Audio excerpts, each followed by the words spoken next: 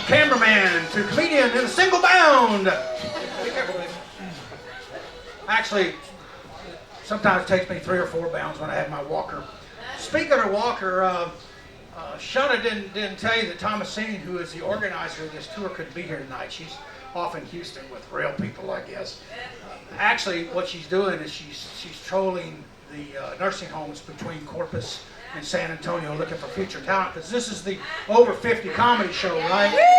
I prefer to call it the geriatric comedy show. So you'll hear a lot of age-related, totally tasteless stuff tonight. Let's give it up again for the gal I'm going home with tonight. Jan and I are here by that sparkling city by the sea, Corpus Christi, Texas. We've called home there for the last couple of years, and we are sharing life's third act together. So we do comedy, or try to do it anyway. We make movies, and we catch the hell out of some redfish. Yeah.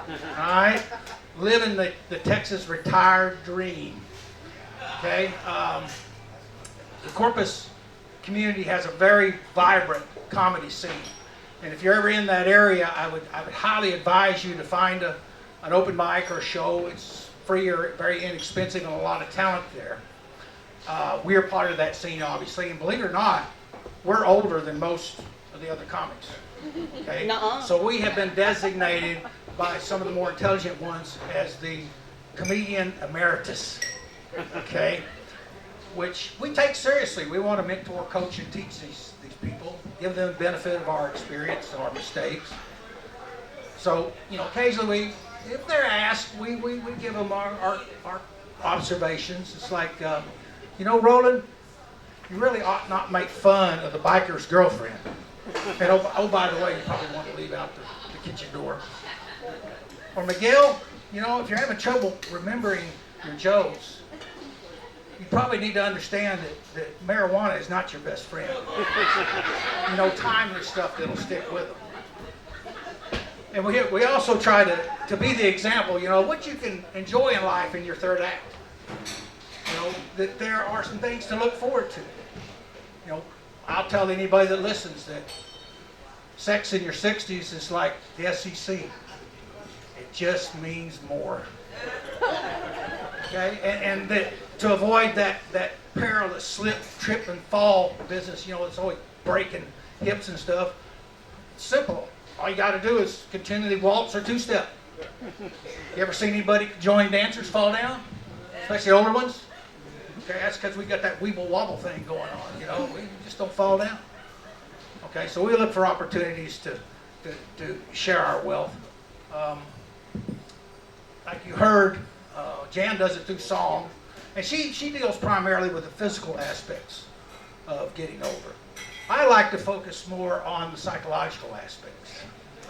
And to help me understand that better, I'm seeing a shrink. Okay, these lights are kind of bright, but I see the looks in your faces, and whenever I tell anybody that, I get those looks. It's like, at your age, you're seeing a shrink? Ain't you figured out this life shit yet? Well, I'm here to tell you, in your mid-60s, mental health and raspberry jello start looking real good to you. Okay, Thomasine knows that's how she pays us, is in jello. Okay, so we've been working on it, and been over several weeks now. We've been going to see him. And, first of all, you got to have a diagnosis, and then you get into what you do to fix the situation. All right, we've came up with 2 diagnoses. One is CRS, and the other is identity anxiety. Hard to say that like more than once. Okay, so CRS and identity anxiety. What's CRS? CRS. Yes, what is it? I don't remember. Thank you. CRS is can't remember shit. Okay, and then Antoine, he's my shrink. He doesn't mind me using his name because he chases ambulances too.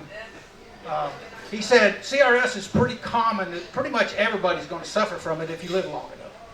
Okay, and how it manifests most often is with nouns and names. Now, some of you here, I'm sure, have had these conversations. Where was it in that park where we stopped? Fredericksburg, where the river was? No. It was Goliad. You know, and it just goes on and on and on. But you can combat that. Okay, you can combat that. We all have the ability. We all have the tool right here, you know, to Google it. You know, so you can remember who that little shit of an actor was that we couldn't remember the other night that played in The Sixth Sense. He still hasn't improved much. But the getting old. Suffering from CRS? Yes, I'm having a moment here. But okay, there are other ways that you can mitigate the effects of CRS. Like when we go to HEB, you know, to buy dresses, we park in the back 40. Okay, usually in the same spot because nobody else wants to park there. But even though it's a quarter-mile walk back, we know that red truck's going to be there when we get done. Okay, and that helps us. Now, identity anxiety, that's a little bit more nuanced. It's more personalized. And he personalized it to me. And what we figured happened, and again, this took several sessions at $200 an hour. We finally figured out that it's been because I have moved 14 times in the last 30 years. 14 different addresses in the last 30 years. That's getting around. That's several states. I was in Europe for a time. Hell, I was even in this completely separate country called Texas. And that's just very unsettling. Very unsettling. And you lose your center. You lose your identity, who you are. Hell, I hadn't been in Texas for 3 weeks, and I'm a dyed-in-the-wool Razorback. And somebody comes up to me and he says, you know, you need to amputate these 2 middle fingers. You know, and I'm thinking, why? So it can either be half full or half empty. Before I did it, fortunately, an Aggie, of all people, set me straight. He said, no, amputate these 2 middle fingers so that you have precision and dual access to both nostrils at the same time. So, fortunately, I shut that off. I said, okay, Antoine, this is all well and good now. We know what I got going on. What are we going to do about it? And he said, you know, Barney, this is not that hard. He said, all you got to do is think back over your long life to when you were happiest. And I did. And he's right. For $200 an hour, he better, by God, be right. And I figured it was the 24 years, 11 days I spent as a soldier. Most of that as a U.S. Army Ranger. Yeah. Cool. And Jan, bless her heart, thank you. She was on board with this from the get-go. She found my stash of patches of the combat units I was assigned to over my career, and she sewed them on my shirt. Isn't that sweet? Well, I found out later sweet didn't have a lot to do with it. Okay? She did it so I wouldn't forget to ask for my discount when I went shopping. Okay? 10-15% is nothing to sneeze at. It's kind of like how my mom used to take my lunch money to my shirt so I wouldn't forget to give it to the teacher. And it works. I'm here to tell you it works. What was it? Back in November, we were in Ranzas Pass, Texas, at the Lowe's, checking out through the garden section. There's an older blue-haired woman working back there. And she saw my patch, and she said, thank you for your service. And usually when somebody tells me that, I just say thank you and move out and draw fire. But this time, I don't know what came over me. I said, you know, ma'am, you're welcome, but I had fun. To which I was rewarded with the resting bitch face look. You know that look that old blue-haired white women give you to make you want to check your fly, see if it's open? And then she said, bless your heart. Okay, now I've only been in Texas a couple of minutes, but I know that there's a double entendre to that phrase. And the second one means, go have sex with yourself. Okay? But I look behind me. I'm not inconveniencing anybody else, so I laid it on thicker and heavier. I said, no, man, really, I had fun. I said, where else can you travel the exotic corners of the world? Meet new cultures and the people in them. And then if you don't win their hearts and minds, you blow hell out of the place and leave. And get paid for it.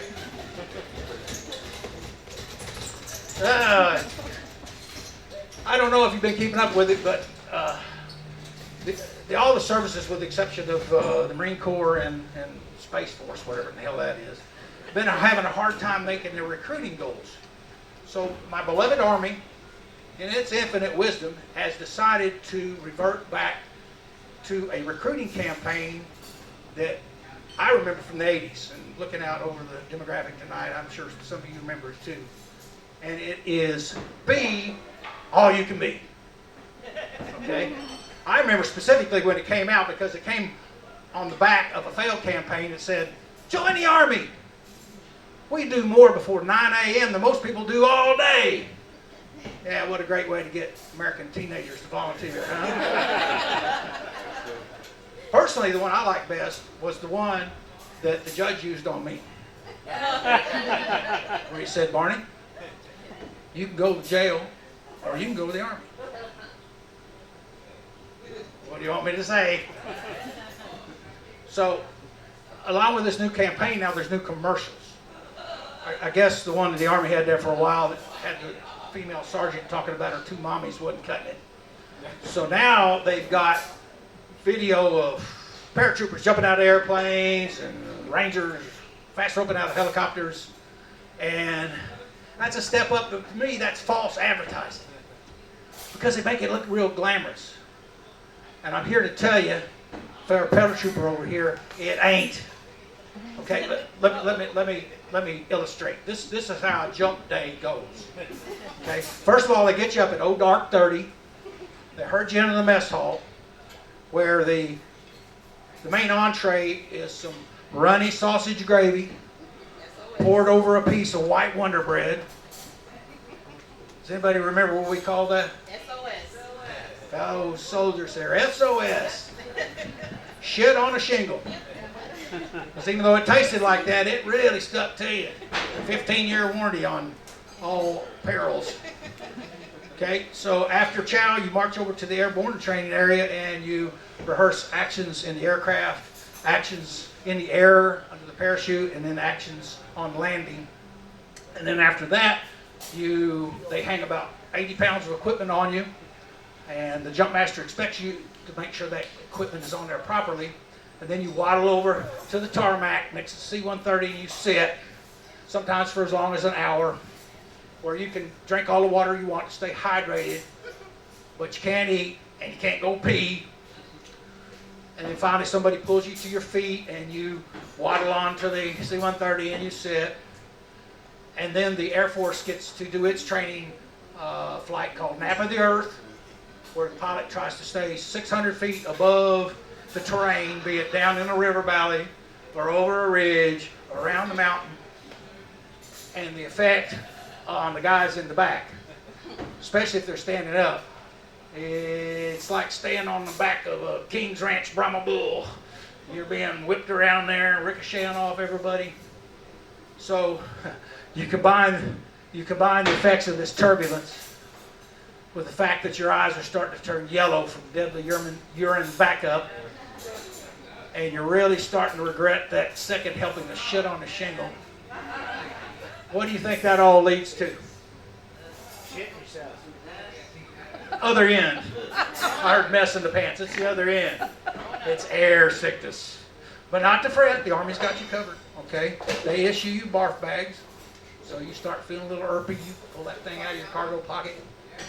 Make your deposit. You tie it off with a handy twizzle tie provided. You pass it to the jumper in front of you, who passes it to the jumper in front of him or her until it gets to the jump master, who's really glad to see these things, who's back by the door. And as soon as that door opens up, man, he's chunking them out the door. So finally, you get to exit the aircraft and you land. Boom. And the Army has a protocol for that too. First thing you're supposed to do is you get your weapon out of its carrying case, so you defend yourself. And then you S-roll your parachute to get it out of the way of follow-on jumpers landing airplanes. That's what you're supposed to do.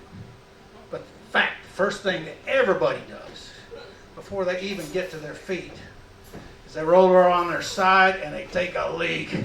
Oh, that's when you know that there is a God. It feels so good. It feels as good as the Cowboys win the playoff game. Good.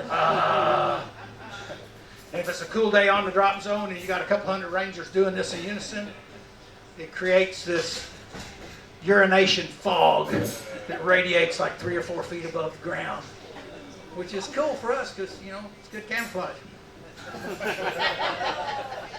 Now, New Braunfels, if you don't remember anything else from Ranger Barney had to say tonight, please try to retain this last little bit.